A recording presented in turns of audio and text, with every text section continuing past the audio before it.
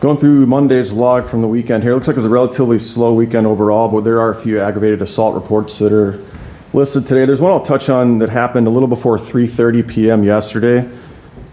In this case, the 21-year-old victim had been brought into a local emergency room after she had been stabbed during an altercation. Officers investigating the incident were able to follow up with the victim and a witness on scene, and they said that the victim had been in a parking lot near the 800 block of West Bailey when she was approached by the suspect. The witness said that the suspect had pulled up in a vehicle, approached the victim as she was walking, got out of the vehicle and said something along the lines of, "You owe me money," or "Give me the money that you owe me." The victim then got into, the suspect and the victim got into a physical altercation at that location. The victim was then stabbed once in the torso by the suspect. The suspect then got back into his vehicle and left the scene. It is, from our investigation, showing that the suspect and victim did know each other. We're still trying to figure out what led up to this and exactly what their relationship is.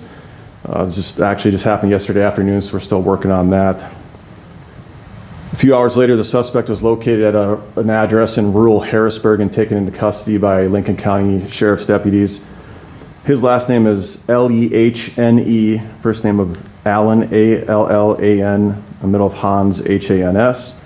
61 years old of Sioux Falls, and was taken to jail for aggravated assault. Last update on the victim is that she is in stable condition at this time. So, any questions on that? Do we know, did the victim agree that they owed this person money then? Or, as far as you guys have talked to them? That's still part of the investigation, so that's something we'll have to determine what led up to this still. Okay. All I have. Yeah. Did you guys locate the knife or a knife at the residence that you picked him up at? As far as evidence stuff, I'll just wait on that. That's part of the investigation still. Okay.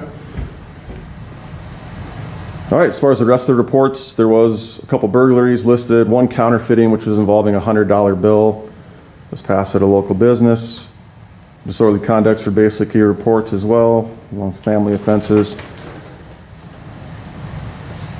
It did have a kidnapping listed on the log today. Just talking to the detective on that, it looks like this is just a domestic that involved a victim being pulled into the car by somebody she knew.